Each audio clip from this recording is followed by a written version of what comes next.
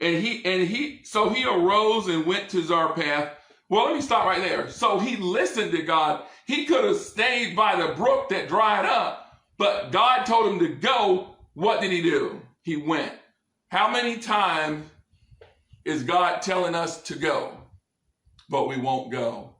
I'm telling you, to get the blessings of the Lord, you must be obedient to the Lord. So as we continue here, verse 10, so he arose and went to Zarephath. And when he came to the gate of the city, behold, the widow woman was there, gathering of sticks. And he called her and said, fetch me, I pray thee, a little water in a vessel, that I may drink. See, he was thirsty, the brook dried up.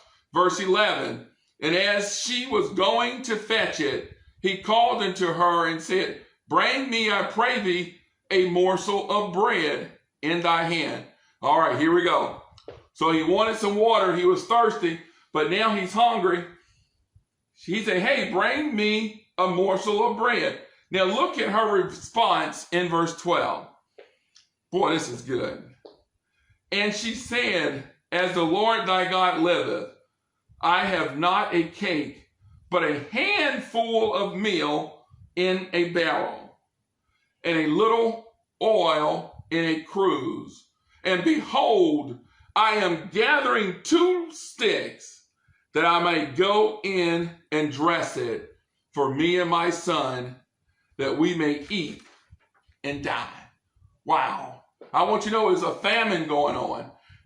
Her resources are limited. They're dwindled down. She knows she only has enough to make one more meal. And then she said after they eat that meal, there would be no more food. She would die, her and her son. But then came Elijah. Woo!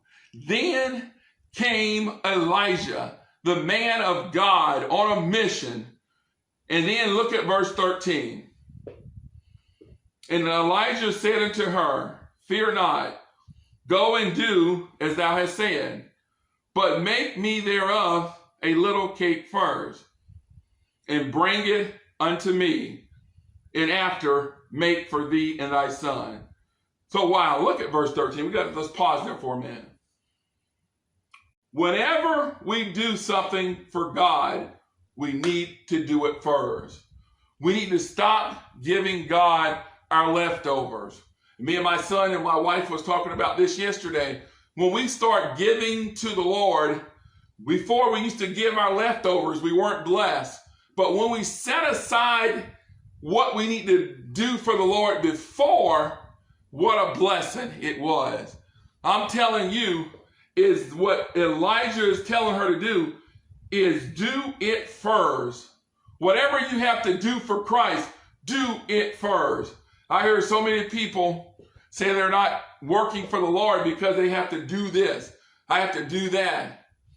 Whatever you have to do it for the Lord first. Now look at the blessing that she gets. Verse 14. For thus saith the Lord God of Israel, the barrel of meal shall not waste, neither shall the cruse of oil fail unto the day that the Lord sendeth rain upon the earth. Wow. And verse 15. And she went. See, she was obedient. Boy, you can see obedience all through here. She was obedient, so she went and did according to the saying of Elijah. And she and he in her house did eat many days. In verse 16, and the barrel of meal wasted not, neither did the cruse of oil fail, according to the word of the Lord, which he spake by Elijah.